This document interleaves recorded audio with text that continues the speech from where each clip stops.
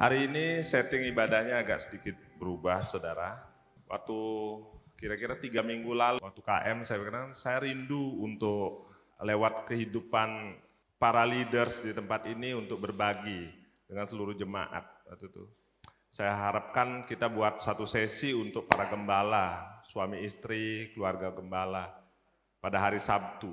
Lalu kemudian setelah berjalan waktu, kok kayaknya waktu makin berjalan cepat, lalu saya ngomong sama Pak Nyoman persiapannya begini, lalu teman-teman lain masih ada acara. Udah, kalau gitu kita waktu ibadah aja ngadain acara talk show dengan seluruh leaders. Jadi hari ini kita kumpul, kita ingin mendengar apa yang menjadi pengalaman kehidupan keseluruhan kita semua, saya dan Ingrid. Kebetulan pas hari ini kita merayakan ulang tahun pernikahan yang ke-28. Ya. Dan kalau dilihat dari firman yang kita terima tahun ini, yaitu multiplied grace, di dalam temanya glorify the King, itu kita bisa tahu bagaimana, coba ditayangkan ayatnya ya.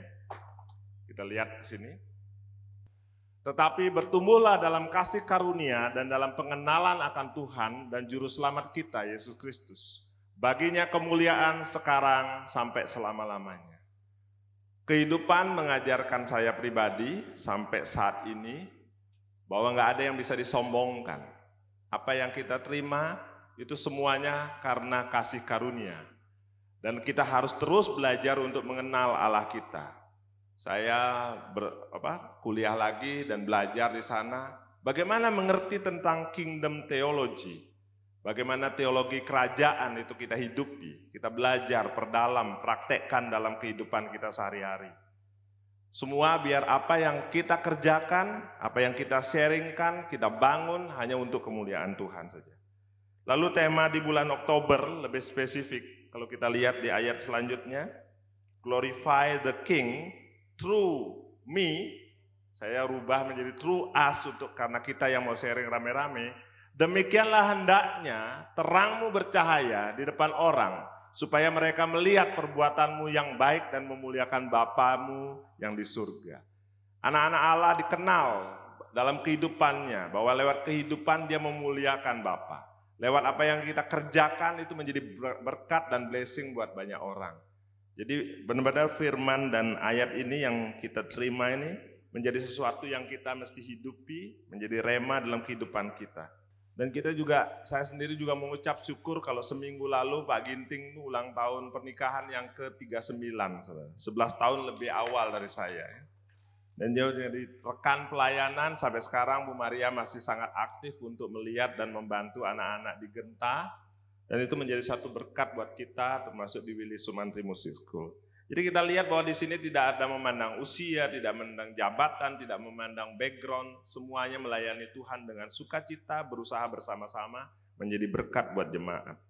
Nah, saya membangun karir, usaha, langsung pekerjaan, dan mendidik anak-anak. Itu ya pula yang kita bisa bagikan, karena itulah kehidupan kita. Kalau dalam perjalanan kehidupan, usia kita sampai 55 tahun, tinggal satu anak lagi sekolah mungkin 2 tahun, more or less, katakan di dalam kehidupan keluarga itu kewajibannya sudah selesai. Tapi tidak hanya sampai di situ, kita punya kewajiban untuk mendidik generasi, mempersiapkan orang-orang yang ada sekeliling kita untuk mengasihi Tuhan lebih lagi. Dan saya melihat bagaimana kehidupan opa-oma di usia lanjut, cuman satu saja tugasnya, disiplin, jaga kesehatan, supaya lebih lama hidup di muka bumi ini untuk jadi berkat ya. Jadi kehidupan yang fruitful, yang berbuah, itu yang kita mau belajar dan terus-menerus pelajari dalam kehidupan. Tapi di dalam pengalaman kehidupan, saya melihat bagaimana kita bagaikan Raja Wali. Kalau saudara lihat gambarnya Raja Wali ini begitu gagah. Nah, COVID ini buat saya satu perenungan. Raja Wali kalau usianya udah 40 tahun, itu paruhnya bengkok. Sayapnya sudah bulunya tebal. Kakinya itu juga bengkok. Cengkraman kakinya tidak bisa kuat. Apa yang dia lakukan? Dia akan terbang tinggi lalu cari satu tempat, bukit yang tersembunyi.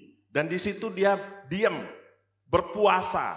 Saat itulah di usia 40 tahun, Raja Wali itu adalah titik dia hidup dan mati. Waktu itulah dia benturkan paruhnya sehingga paruh yang lama itu copot dan keluar paruh baru.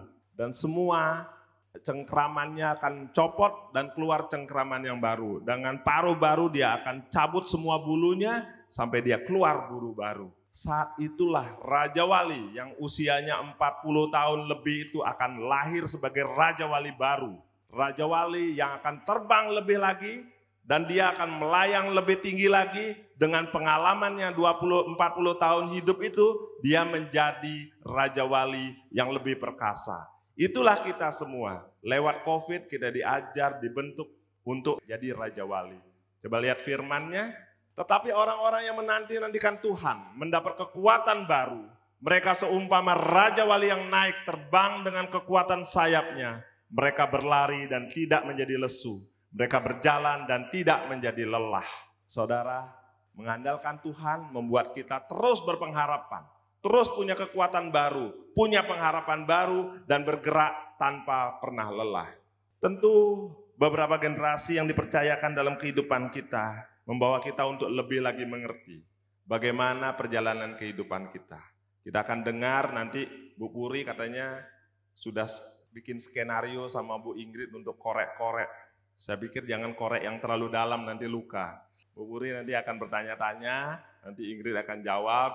Nanti kita akan dengar sesi selanjutnya ada Bu Meli sama Bu Suci dan Pak Andoko untuk hadir ikut menjawab kalau saya dan Bu Ingrid tidak bisa jawab. Terima kasih, Tuhan Yesus memberkati saudara.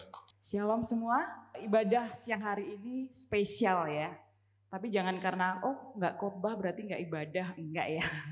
Ini dikemas dengan cara yang berbeda, dengan cara yang lebih menarik dan lebih aplikatif. Jadi lebih mudah nanti diterapkan dalam kehidupan kita semua. Tema yang pertama adalah tentang keluarga.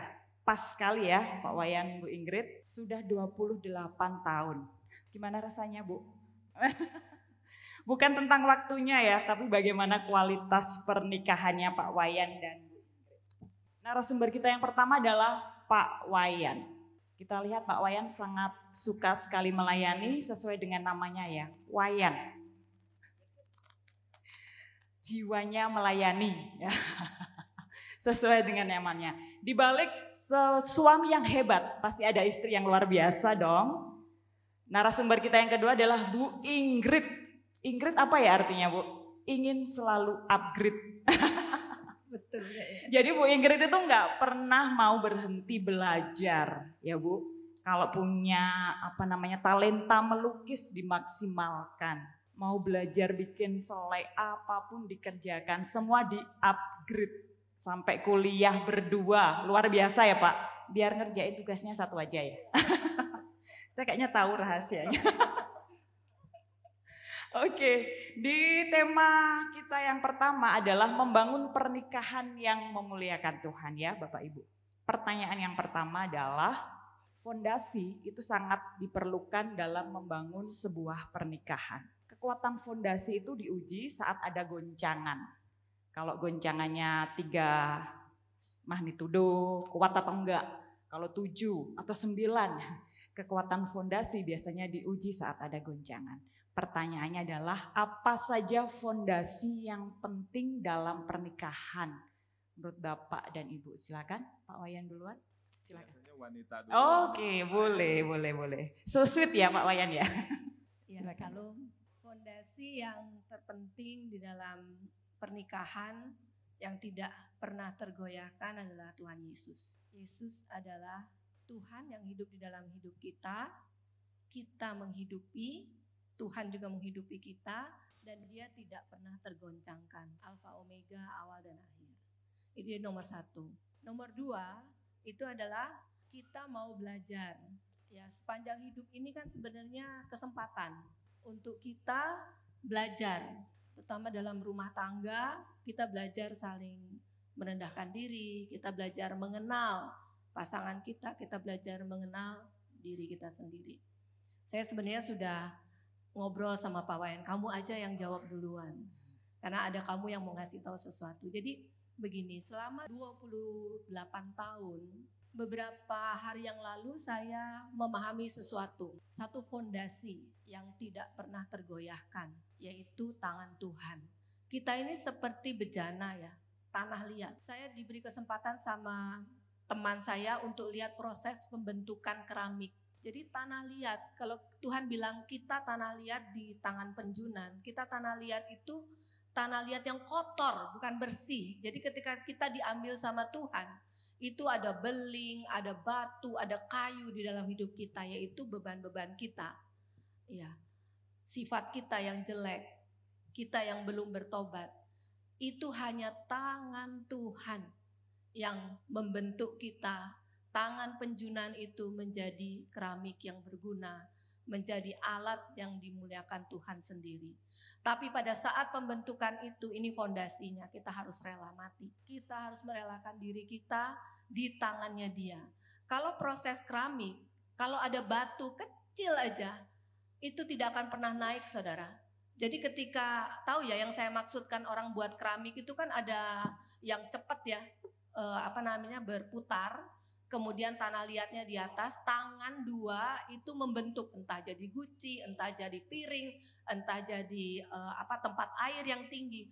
Tapi kalau ada batu kecil, itu akan hancur lagi. Sampai Tuhan harus ambil batu itu.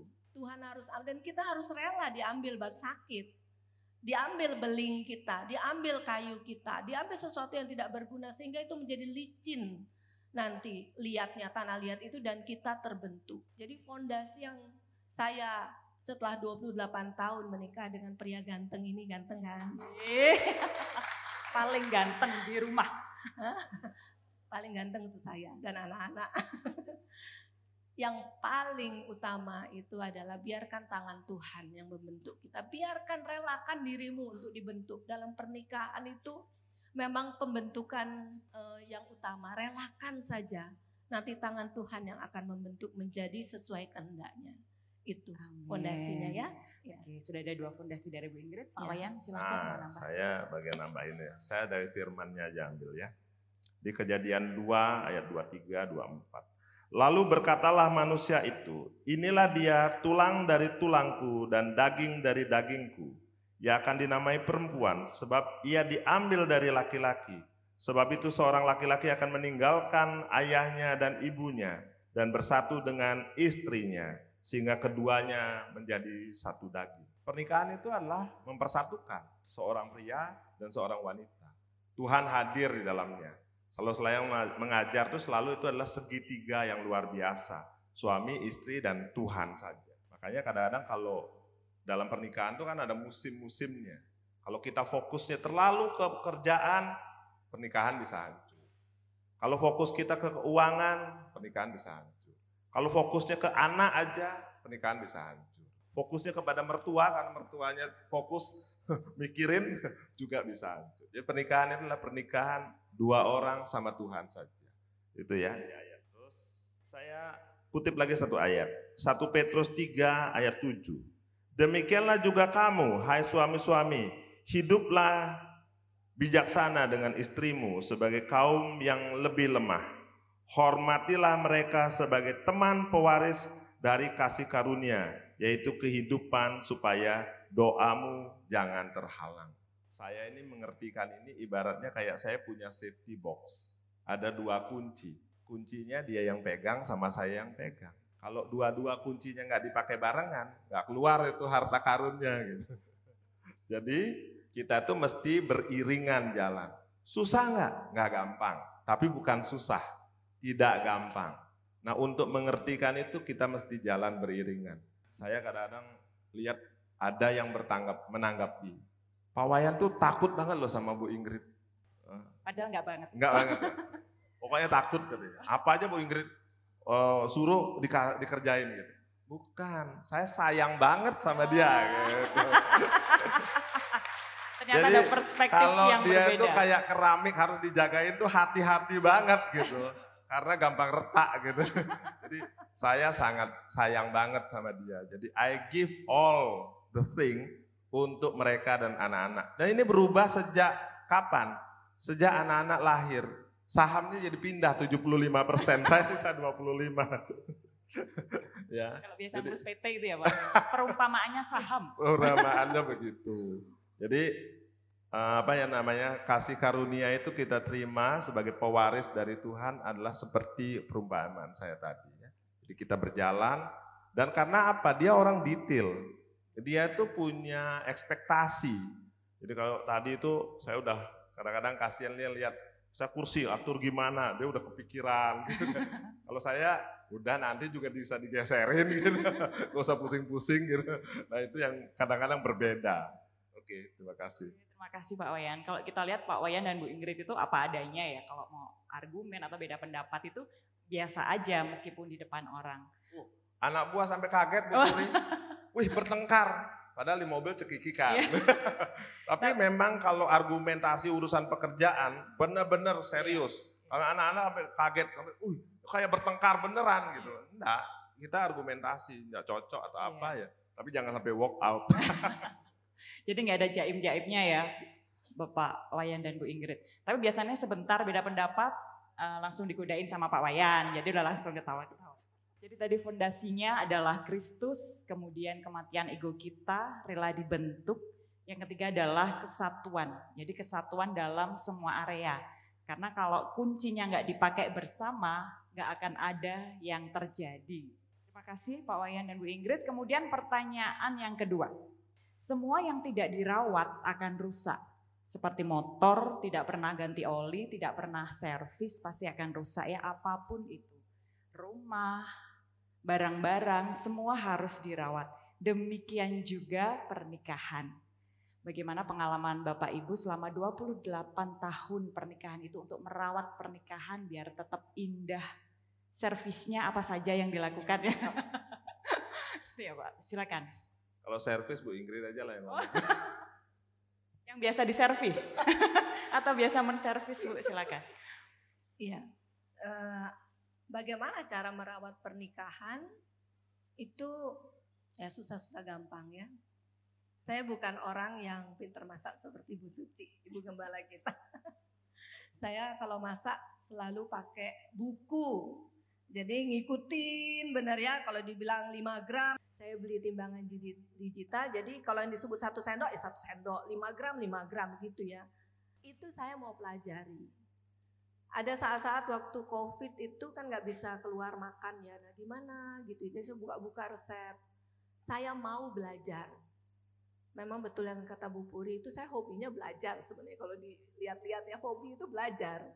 Jadi saya mau belajar untuk melayani Pak Wayan. Ya, kita memang ada secret. Nah, ini mau dibagi. Ada secret yang dari kita ya pengalaman pribadi. Kita tuh selalu punya waktu untuk bicara dari hati ke hati sepanjang kilometer berjalannya mobil. Jadi kami kalau di rumah mungkin nggak banyak ngomong gitu kan ya, karena sibuk. Karena ada STT jadi buatin tugas apa semua ya.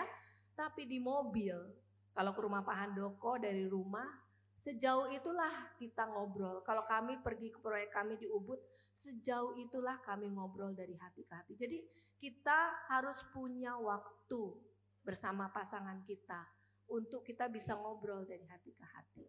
Nanti kita tahu apa yang dia inginkan. Dia juga tahu apa yang kita inginkan. Itu secret. Kalau nggak punya itu, mana kita tahu ya bagaimana kita bisa melayani. Jadi ini kami sudah lakukan bertahun-tahun. Mungkin ada jemaat yang lihat kok bisa lepas-lepas ya. Lihatnya berdua aja, ke sana ke bank berdua, nanti ke proyek berdua, dari rumah ke kantor berdua, pulang berdua, makan berdua. Sampai saya punya jurnal loh, jurnal ya food. Makan dengan siapa? Pagi hari Pak Wayan, siang hari Pak Wayan, malam hari Pak Wayan, besoknya Pak Wayan lagi. Seperti itu, tapi itu merupakan bonding di antara kami. Itu yang saya mau sharingkan. Thank you. Quality time ya bersama pacaran. Ya, kalau saya bilang jangan berhenti pacaran. Ya, pacaran terus Pak ya Agus Pak. Abraham almarhum ngajar, jangan berhenti pacaran. Tapi di Roma 12 ayat 1 dan 2 mengatakan begini saudara.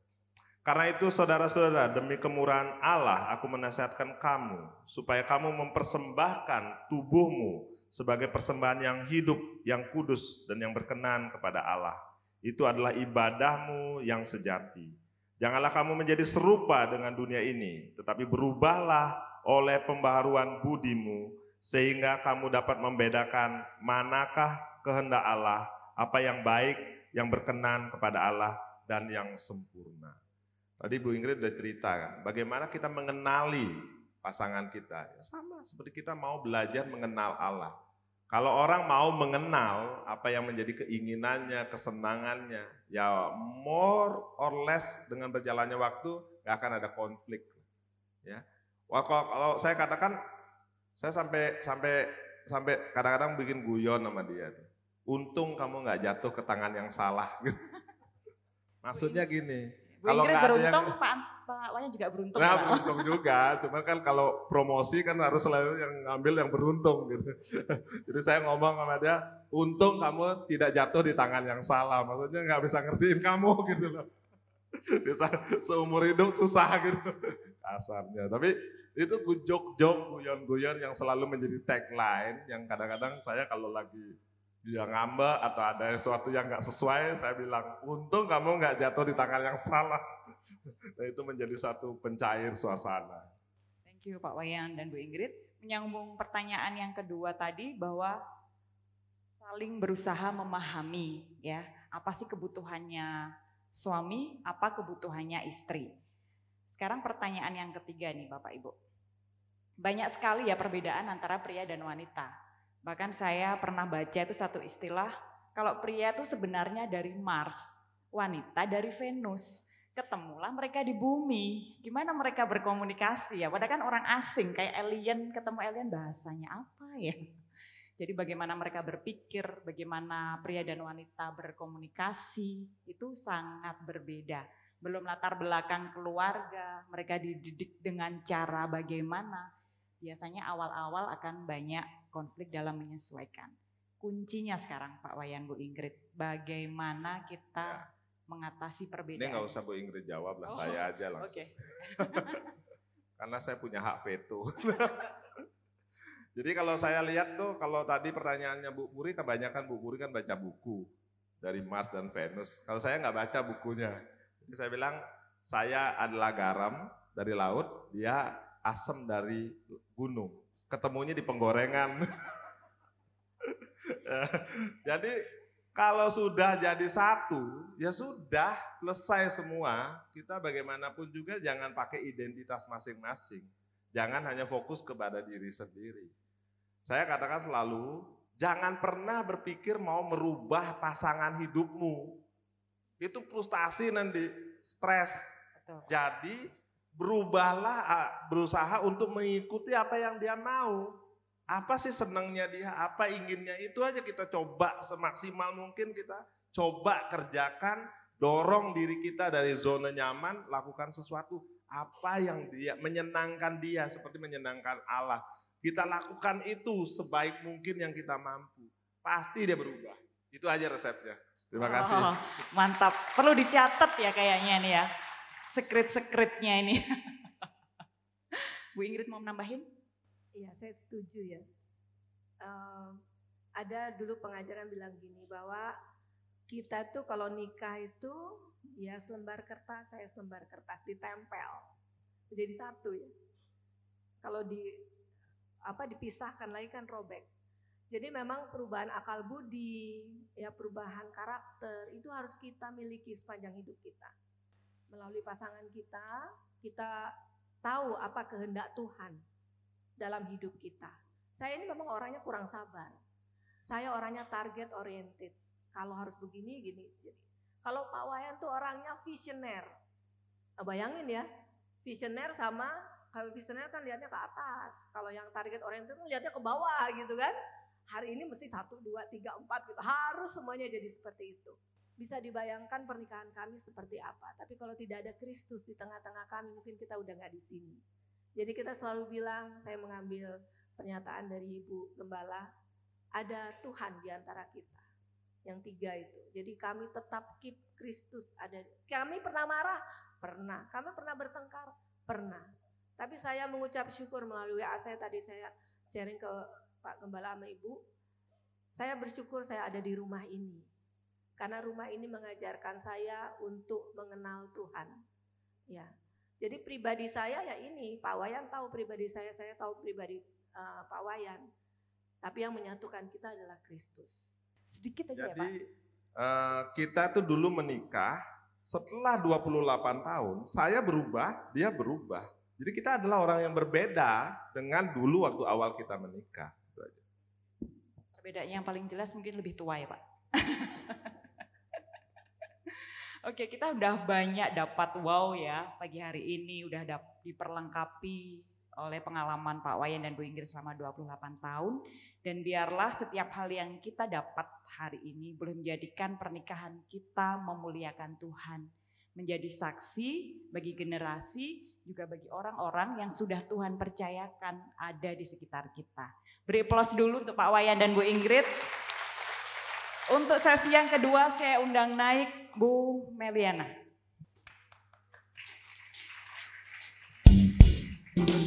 Sekaranglah waktu pemulihan, mujizat besar terus dinyatakan. Kuasa yang dahsyat telah dicurahkan, seperti sungai yang deras mengalir.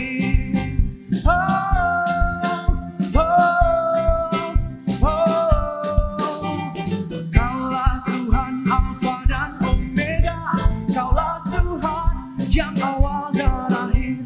Kemenangan besar sudah Kau beri, janji Tuhan pastikan digenapi. Haleluya. Ibu Meli sudah bersama-sama dengan kita. Seperti tadi, nama Bu Meli itu juga ada artinya ya Bu. Yang ada hubungannya dengan mengatur keuangan. Memang lihai mengatur keuangan. Jadi Bu Meli sudah cocok, sudah pas. Ada banyak sekali track record dalam kehidupannya, memiliki pengalaman-pengalaman memang yang sangat baik ya di dalam pengelolaan keuangan. Ada di lembaga keuangan, pernah jadi kepala bank ya Bu. Kemudian sekarang dipercayakan juga untuk menjadi manajer di sebuah restoran. Di sini dia juga menjadi bendahara yang luar biasa yang sudah Tuhan kirim bagi kita semua. Oke Bu Meli, kita akan masuk di sesi kedua yaitu mengatur keuangan keluarga yang memuliakan Tuhan. Hampir 50% masalah dalam pernikahan adalah tentang pengaturan keuangan, pengelolaan keuangan. Bagi Bapak Ibu Saudara atau kakak adik yang mungkin belum menikah, ini bisa menjadi bekal ya. Dan bisa juga untuk seorang gembala, bisa untuk setiap domba yang ingin konseling, sharing, ini bisa menjadi bekal buat kita semua bagaimana mengatasi persoalan pengelolaan keuangan keluarga. Pertanyaan saya yang pertama Bu, apa prinsip-prinsip atau fondasi penting dalam pengelolaan keuangan keluarga? Silakan Bu Meli. Shalom semuanya. Tentang prinsip ya Bu ya, tentang pengelolaan keuangan. Saya ini memang kembali lagi semuanya mulai dari latar belakang juga keluarga dan yang lain. Saya meyakini kalau saya ini bisa menjadi orang yang bebas, merdeka kalau tidak terikat dengan uang. Jadi prinsip ini yang membuat saya harus mandiri, tidak menyusahkan orang lain, tidak berhutang, dan tidak melekat dengan uang. Memang ada firman Tuhan, cinta akan uang itu adalah sebuah kejahatan atau sebuah dosa. Tapi dalam prakteknya, itu mungkin kita mengalami bukan hanya begitu saja gampang. Jadi sejak awal saya memang bekerja, waktu masih kuliah saya sudah bekerja, karena memang latar belakang dari keluarga juga. Jadi bagaimana saya berusaha dari uang yang saya dapatkan, itu membuat saya tidak lagi merepotkan atau menyusahkan keluarga saya. Bagaimana caranya? Otomatis kalau kita di sini, kita percaya Yesus sebagai sumber daripada semua yang baik ataupun keuangan kita. Bahkan setiap apa yang saya terima, itu saya pertama memang harus mengembalikan perpuluhan. Itu menjadi satu prinsip. Karena dari situlah tingkap langit terbuka. Tuhan janji seperti itu. Tapi kedua juga harus ada taburan. Bagaimana sampai akhir zaman, sampai bumi berlalu, selalu ada yang namanya tabur tuai. Jadi itu ada nabur. Dari dua hal, hal yang lain yang menjadi prinsip utama, saya harus nabung. Nabung itu bukan karena dari sisa belanja saya, tapi menjadi prioritas seperti saya memprioritaskan perpuluhan. Di awal ya Bu? Di awal.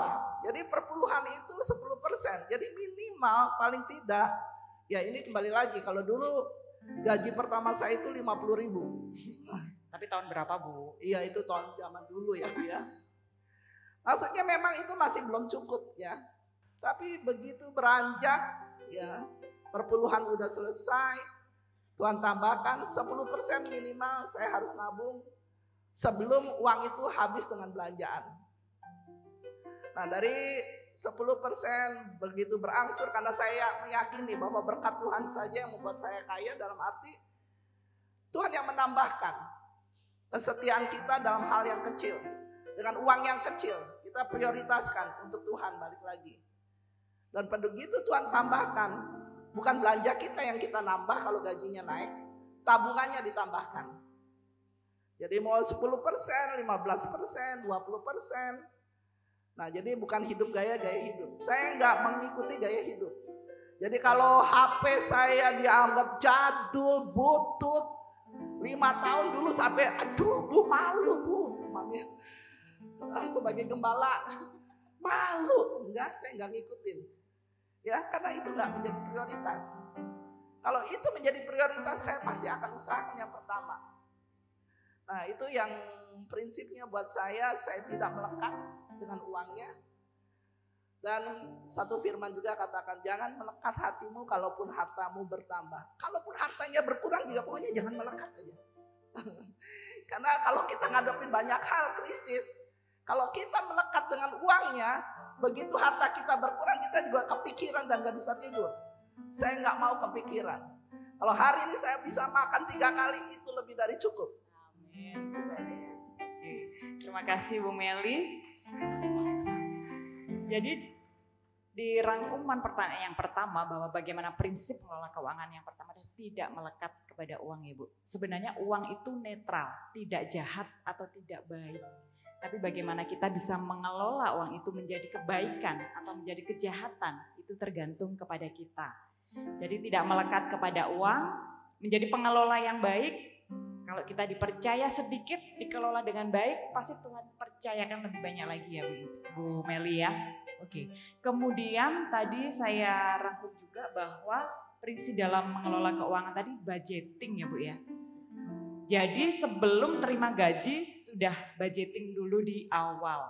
Saya perpuluhan disisihkan, persembahan saya, taburan saya, nabungnya di depan. Kalau di akhir pasti nggak nabung, pasti udah habis. Jadi nabungnya adalah di awal sebelum dipakai untuk keperluan sehari-hari. Itu adalah prinsip-prinsip dasar atau fondasi penting dalam pengelolaan keuangan keluarga. Bisa juga diterapkan yang masih belum berkeluarga dan juga untuk usaha ya Bu. Mungkin masih bisa tetap relevan. Oke, sekarang pertanyaan yang kedua. Kita semua mengalami dampak Corona Academy dalam 2,5 tahun ini. Ya pasti semuanya berdampak kecil ataupun besar. Kalau Bu Meli di awal pandemi itu bilang, ini saatnya saya istirahat gitu ya Bu. Tapi kok saya nggak bisa istirahat ya. Yang lain mungkin kok nggak istirahat ya, kok tetap kerja ya. Pasti ini karena keputusan Bu Meli, pengelolaan Bu Meli yang bagus di puluhan tahun sebelumnya. Sekarang pertanyaannya adalah apa saja hal penting yang menjadi kunci agar keuangan keluarga tetap sehat dalam masa pandemi ataupun dalam masa kita ke depan. Ada banyak berita akan ada krisis, akan ada apa. Bagaimana kita tetap tenang dan mengelola keuangan agar tetap sehat. Silakan. Satu hal yang saya pegang, balik lagi karena kita adalah orang yang percaya dan Yesus ada di dalam kita, itu yang luar biasa. Bahwa Tuhan katakan segala perkara dapat aku tanggung di dalam Engkau yang memberikan kekuatan. Bahkan Filipi 4 ayat 19 katakan segala sesuatu yang Tuhan akan menyediakan semua yang kita perlu sesuai dengan kekayaan dalam kemuliaannya. Jadi apa yang saya nikmati dalam masa pandemi ya buat banyak orang menjadi hal yang menakutkan di masa pandemi, ya, apapun bentuknya, soal uang dan yang lainnya, penyakit. Tuhan ingatkan saya bahwa tinggal tenang dan percaya, itulah kekuatanmu. Jadi yang saya tidak bisa menolak, saya pasti tidak bisa menolak krisis. Tapi saya bisa menolak ketakutan saya, sehingga saya bisa tenang. Tuhan, apa yang saya bisa kerjakan di masa ini? Banyak nganggur tentunya, karena memang perusahaan tutup. Hampir 2,5 tahun perusahaan tutup. Dan saya tetap masih dipekerjakan. Mau minta pensiun belum dikasih. Jadi saya masih jalani. Jadi waktu saya dalam masa tenang ini, Tuhan bilang tinggal diam aja. Oh gitu ya. Terus saya cuman pegang janji Tuhan, berkat Tuhan. Berkat Tuhan itu bukan soal di duit. Tapi jaga damai sejahtera sukacita. Karena kita berdamai dengan diri sendiri, berdamai dengan keadaan, situasi. Itu menjadi berkat buat saya. Apapun perubahannya, badai boleh datang. Saya cuma melihat kenapa Tuhan Yesus bisa tidur di buritan. Tanpa menjadi bingung. Seperti murid-murid lain yang menyalahkan. Kenapa kamu diam? Kita ini udah mau mati. Dan itu saya ada di posisi pada waktu Tuhan tidur. Saya benar-benar bisa menikmati, bisa berdiam diri dengan situasi apapun. Dan tidak menjadi kalut. Pasti kebutuhan banyak. Dengan perusahaan tutup, saya masih bersyukur masih digaji 20%. 20%, 50% aja gak cukup. Ini 20%. Tapi berkat Tuhan, saya bisa berdamai dengan situasi, berdamai dengan diri sendiri dan keadaan. Dan tentunya semuanya menyesuaikan. Kalau biasa saya ini kerjanya satu komplek dengan Mall Bali Galleria. Setiap hari gak pernah olahraga. Jadi alasannya saya harus olahraga di mall. Keliling paling gak 1-2 kali mall, cukup luas. Tapi gak pernah 2 kali aja enggak. Karena masuk ke toko ada yang dilihat. Belanja. Godaannya banyak ya? Godaannya banyak. Tapi selama masa pandemi saya bisa lewati. Benar-benar olahraga. Jadi itu yang membuat saya, Tuhan kok luar biasa. Berkat yang utama bukan masalah di duitnya ada atau tidak. Memang kebutuhan pasti ada. Dengan anak kuliah dan yang lainnya. Tapi berkat itu pada waktu kita berdamai, kita ada di dalam damai, caranya Tuhan terlalu ajaib. Dia selalu yang memenuhi segala yang saya perlu sesuai dengan kekayaan dalam kemuliaannya. Amin, amin, haleluya. Pak Wayan mau ada yang ditambah? Pertanyaan tentang ini. Apa hal penting yang menjadi kunci agar keuangan keluarga tetap sehat di masa pandemi dan setelahnya? Ya, kalau satu suami istri, yang satu katakanlah datang dari keluarga kurang mampu dan terbatas. Yang satu memang dari awal melimpah. Satu sultan ya Pak, sultan. Itu biasanya harus ada salah satu yang memang mengambil peran paling utama dalam mengelola keuangan keluarga. Karena kan tiap orang prioritizing-nya beda-beda, fokus poinnya beda-beda. Tapi kalau ada satu aja yang benar-benar konsentrasi mengelola keuangan keluarga, arah kemana, bagaimana. Jadi kan orang tuh di keluarga tuh kan pertama tuh yang selalu muncul adalah namanya wealth creation. Bagaimana kita kerja menghasilkan income. Nah kalau sudah ada income-nya masuk ke wealth protection, di saving, mungkin ada bayar asuransi untuk kesehatan atau apa, itu kan bagian dari wealth protection. Kemudian dia harus terus mengelola supaya income itu bisa produce another income dalam saving ataupun dalam membeli properti atau investasi yang lain bentuknya untuk bisa mengakumulasi lebih lanjut. Nah, dari pengelolaan itu dengan modalnya cukup, dia akan masuk namanya wealth acceleration sehingga bisa nilai kekayaannya bertambah dalam satu keluarga. Nah, barulah istilahnya kan mengelola itu pada masanya dia bisa benar-benar bisa berpikir bagaimana mendistribusikan aset itu dalam bentuk yang mana yang merupakan simpanan jangka pendek, jangka panjang, mana yang bentuk investasi usaha, mungkin dapat passive income dari properti sewa segala macam. Nah, ini harus ada yang mengelola. Nah, kuncinya tadi salah satu suami dan istri yang harus mengelola. Ya, kalau Bu Ingrid ini kan seluruh kerja dia. Aku nggak tahu loh uangnya kasih kamu aja semua. Gitu. Tapi dia nggak nyadar kalau dia gesek kartu kredit saya yang beresin bayarannya gitu. Jadi somebody in the family harus manage uangnya. Karena kalau nggak ada yang mengelola keuangan itu, semua tarik-tarikan, semua maunya suka-suka dia, belanja ini, sukanya apa. Nah itu keluarga nanti akhirnya seperti yang Bu Meli cerita, besar pasak daripada tiang. Nanti lebih banyak habisnya daripada apa yang bisa di-saving. Jadi apapun di dunia ini kalau yang nggak punya cadangan, itu ada satu titik nanti di mana cadangan itu harus dikeluarkan. Kalau bisa cadangannya punya lapisan demi lapisan itu lebih baik. Gitu. Terima kasih. Berlapis-lapis. Oke, jadi kalau mengelola keuangan keluarga, prinsip yang pertama adalah satu pintu ya Pak. Jadi harus ada satu orang, tidak harus suami atau istri yang lebih jago, yang lebih lihai mengatur keuangan yang mengatur keuangan keluarga. Saya sebutnya membangun budaya pengelolaan keuangan keluarga. Iya. Contoh sederhana begini. Waktu SMP, saya ajak Yobel, kamu mau nggak nyatetin pengeluaran keluarga sama budget, sama pengeluaran keluarga. Setelah kamu bikin pencatatan, kamu tak gaji ekstra uang saku. Oh iya mau Pak, gitu. Akhirnya dia yang ini ya budgetnya bulan, kamu catat tiap bon masuk kamu catat. Terus dia bilang, mama udah over budget, gitu. Dia yang ngomong, bukan saya loh. Dia yang ngomong, mama over budget nih, budgetnya segini keluarnya gitu. Nah dia akhirnya sampai sekarang, ketat banget budgetnya Yobel, saking mulai belajarnya dari SMP. Tapi ya satu sisi kadang-kadang saya bilang, aduh, kamu mesti belajar hidup dari kasih karunia. Gitu. Jangan aja terlalu hitung budget aja terus. Oke. Harus ada yang dinikmati juga ya Pak. Jadi bagaimana juga memberikan kepada generasi itu harus dilatih. Karena kita di sekolah nggak diajarin mengelola keuangan.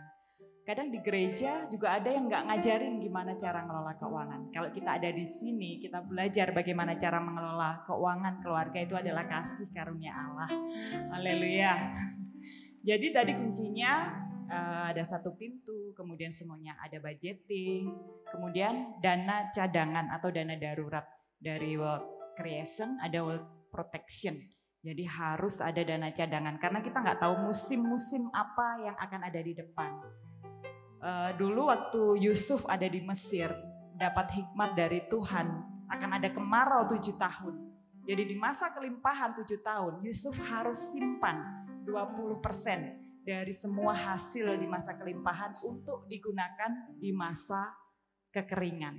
Jadi udahlah hikmat daripada Tuhan, bagaimana kita harus punya dana darurat, harus disiapkan kebutuhan yang lain, keinginan-keinginan harus kita tekan untuk kita bisa punya dana darurat ya Bapak Ibu. Thank you, beri aplaus untuk Bu Meli, Pak Wayan dan Bu Inge sekali lagi.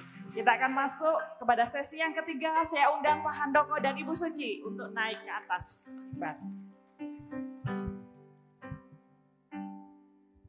Aku bersuka cita di dalam-Mu, Yesus Tuhanku. Kau menuntun langkahku dan bimbingku di setiap waktu. Terima kasih, Kau Tuhan besertaku di setiap musim hidupku. Kau selalu pegang tanganku. Ku bersyukur pribadimu dalam hidupku. Tak ada yang dapat pisahkan ku dari cintamu.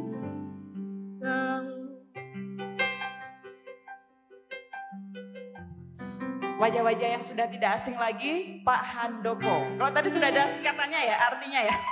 Pak Handoko itu sebenarnya agak sulit ya. Tapi saya akan coba Pak. Handoko, handal mendoakan engkau.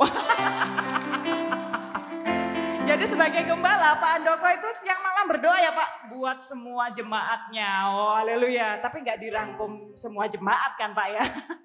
Jadi singkat doanya. Oke, kemudian ada Bu Suci. Bu Suci, sukacita mencintai. Oh, mencintai keluarga juga mencintai jemaat. Kita punya penatua-penatua yang luar biasa ya di tempat ini, puji Tuhan. Kita akan masuk pada sesi yang ketiga, yaitu tentang mendidik anak yang memuliakan Tuhan. Tuhan sudah percayakan kepada kita anak-anak jasmani dan rohani. Itu adalah anugerah Tuhan ya, sudah Tuhan percayakan. Setiap apa yang kita lakukan kepada mereka adalah taburan yang pasti akan kita tuai. Pertanyaan yang pertama adalah prinsip-prinsip apa yang harus kita pegang dalam mendidik anak? Pak Andoko silakan. Oke, prinsip dari mendidik anak yang seperti yang saya khotbahkan berkali-kali, Kristus, tidak ada yang lain. Jalannya Kristus, kebenaran Kristus, hidupnya Kristus, itu yang kita harus ajarkan ke anak kita. Jalannya Kristus apa? Kasih. Kasihnya apa? Ya waktu kita menghadapi ketidakcocokan saya sama istri, ketidakcocokan saya sama karyawan, ketidakcocokan sama partner bisnis, sama orang-orang sekitar lain, bahwa kita kasih teladan kepada anak kita. Jalannya Kristus itu selalu tak pakai, yaitu kasih. Saya selalu taklukkan diri saya pada kasih, meskipun itu tidak adil buat kami rasanya. Tapi anak saya itu melihat, wih, papa bisa lepasin orang itu ya di jalan raya gitu. Terus ada orang nyebrang, orang buta nyebrang. Saya berhenti, saya beri sesuatu kepada dia, anak saya lihat. Ya itu loh kasih. Itu sesuatu yang berulang-ulang seperti saya minta ditayangin Ulangan 6 ayat 6-8 katakan seperti ini. Apa yang kuperintahkan padamu hari ini haruslah kau perhatikan. Haruslah engkau mengajarkannya berulang-ulang kepada anak-anakmu, membicarakan apabila engkau duduk di rumah, apabila engkau sedang dalam perjalanan, apabila engkau sedang berbaring, apabila engkau sedang bangun. Haruslah engkau mengikatkannya sebagai tanda pada tanganmu dan haruslah menjadi lambang dari dahimu. Artinya apa? Kasih itu terikat di tangan kita, di dalam perasaan kita, terus di dahi kita, pikiran kita itu kasih. Sehingga anak kita itu cuma melihat, prinsipnya papa itu cuma itu. Lah saya melihat anak saya, enggak saya dulu muda, enggak, sangat beda banget. Saya lihat anak saya ini, rohnya itu, apa ya, benar-benar, saya sampai kaget. Kenapa anak ini melihat sesuatu itu jauh, gampang hatinya sama orang itu berbelas kasihan, terus gampang taat, dikasih tahu dapat ngerti, itu beda dengan saya yang dulu.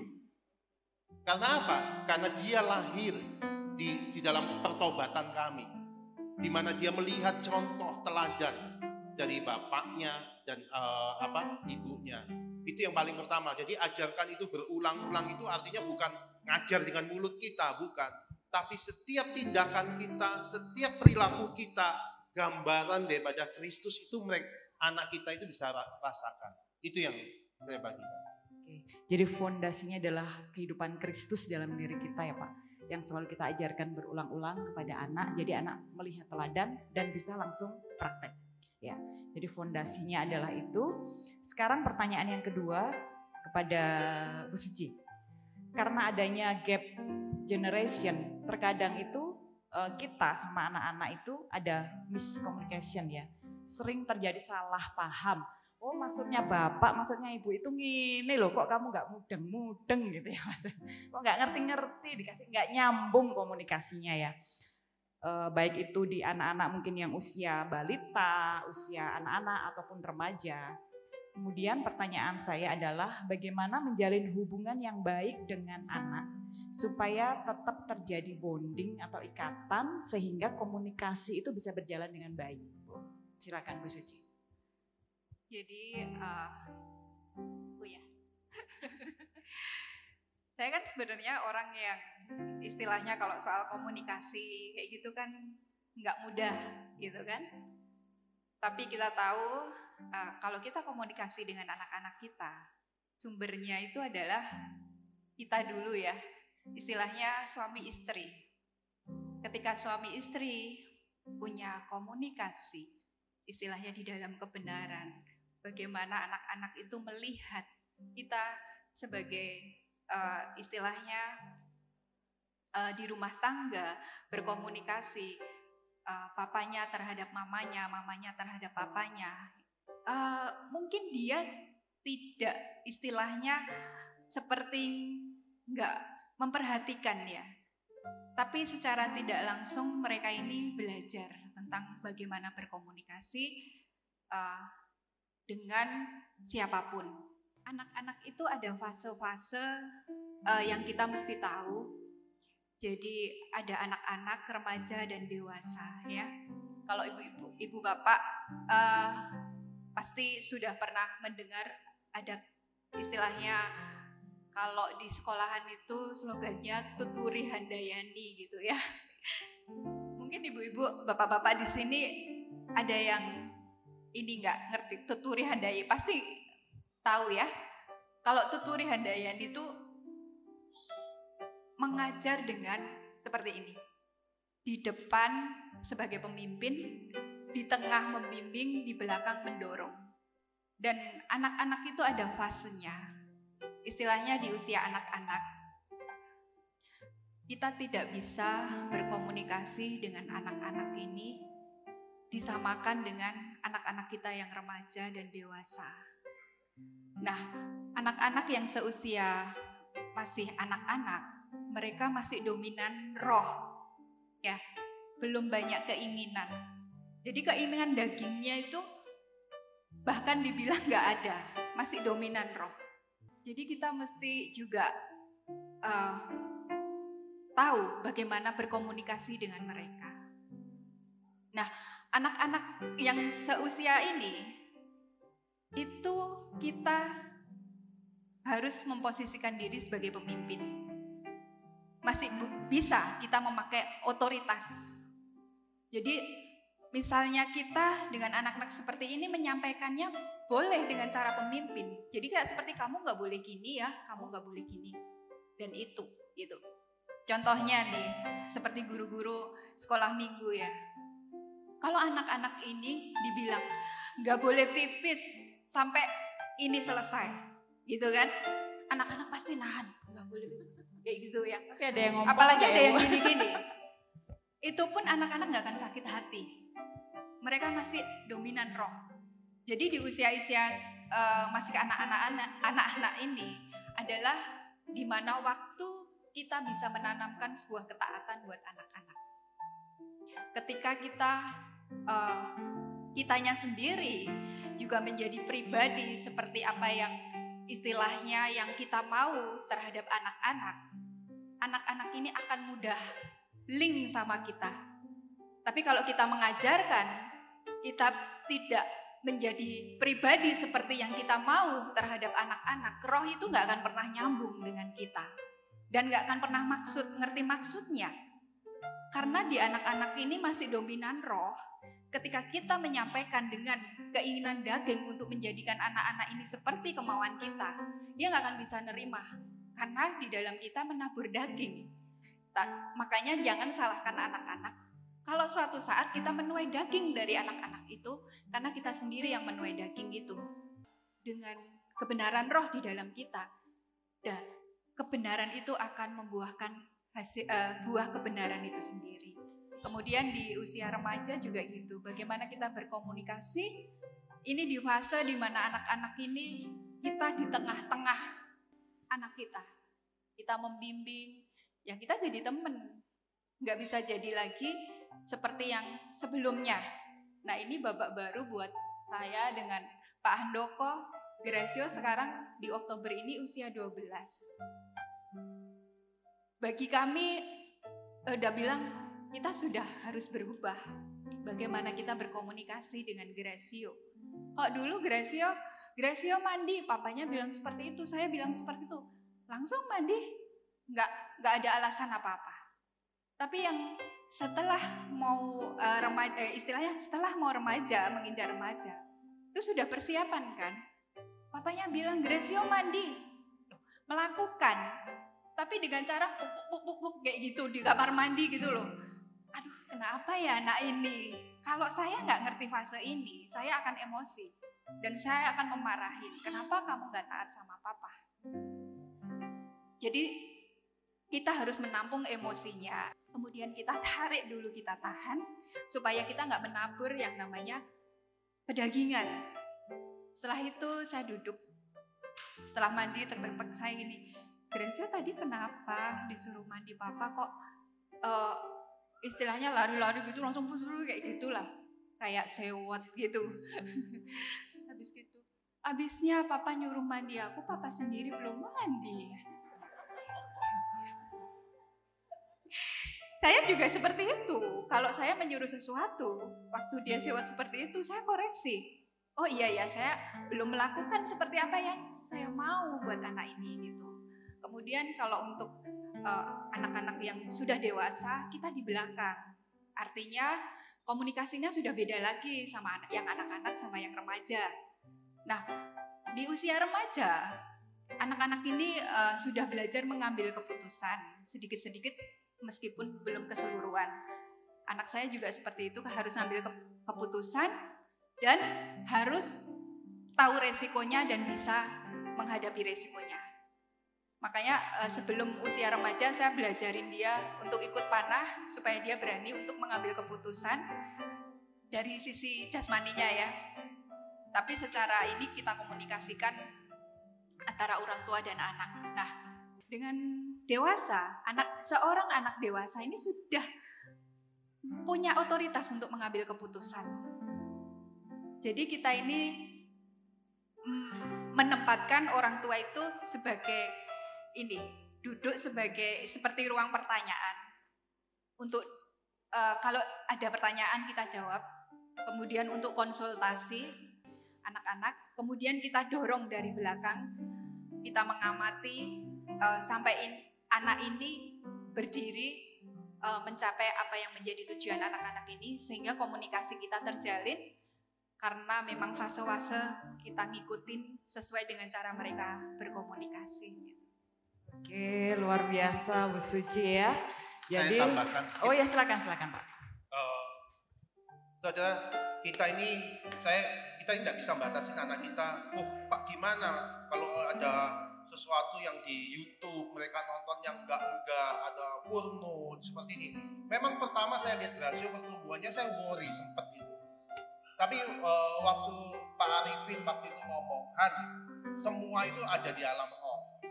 Jadi segala sesuatu itu apa yang kamu lakukan, pastikan rohmu itu benar dulu. Baru semua akan berjalan dengan baik. Terus udah itu singkat cerita, kalau Pak Arifin ngomong, kalau kita itu mimpi aja, Han, mimpi nih sama wanita lain selain istri kita, mimpi bahasa sama wanita lain sama bukan istri kita, di mimpi loh. Ini ada yang salah dengan kita. Pasti kita itu dalam pikiran kita itu kita memikirkan wanita yang lain. Nah, kebawa ke dalam mimpi. Terus udah itu singkat cerita, saudara, saya belajar untuk jaga pikiran saya. Supaya apa? Ini pikiran laki-laki ini tidak dipikir sesuatu yang porno, yang rusak dalam pikiran kita. Saya jaga kekudusan itu. Dengan apa ya? Memikirkan hal-hal yang baik yang datang dari Tuhan terus. Nah, waktu kita jaga pikiran kita dan sampai hari ini saya bersyukur kalau saya ada mimpi itu mimpinya sama istri saya, tidak mimpi yang lain. Ya. Kalau dulu enggak. Ya ini paling bahaya dan saya itu selalu terbuka. Saya sempat dulu mimpi sama wanita yang lain itu saya ngomong sama Pak Arifin dan Pak Arifin ini loh caranya seperti ini, cara seperti oh ya akhirnya mimpi kita jadi mimpinya sama istri. Nah waktu anak kita saya nggak nonton, saya juga nggak lihat hal-hal yang porno dari video-video dari YouTube dari ini, anak kita pun nggak akan berani loh. Tapi kalau kita ini sebagai imam itu melihat hal-hal yang nggak benar dalam hidup kita, anak kita pasti nonton deh, percaya saya. Jadi tergantung daripada kepala rumah tangganya, bapaknya. Kalau bapaknya benar, anaknya benar. Kalau bapaknya nggak benar, anaknya tidak benar. Itu aja. Terima kasih Pak Andoko, sudah sangat memperlengkapi kita ya, luar biasa. Bagaimana sebagai orang tua kita harus menabur dalam roh. Bagaimana kita menjadi teladan, jangan bilang stop main HP, kita main HP terus. Para orang tua kayaknya termasuk saya harus banyak bertobat hari ini ya. Thank you Bu Suci tadi. Ing ngarso sungtulodo, ing madya mangun karso, tuturi handayan. Di depan memberi teladan, di tengah membimbing, merangkul, di belakang mendorong, itu ya Bu ya. Kita akan kasih aplaus kepada 3 narasumber kita. Ada 5 narasumber yang sudah berbicara tentang 3 tema kita pada pagi hari ini. Kita ada di kondisi saat ini adalah karena keputusan-keputusan kita di masa lalu. Baik kondisi pernikahan kita saat ini, kondisi keuangan kita saat ini, ataupun keluarga kita. Itu karena keputusan kita di masa lalu. Tahun lalu, 5 tahun lalu. Tapi masa lalu tidak bisa dirubah. Tapi tindakan kita dan keputusan kita hari inilah yang akan mengubah masa depan kita.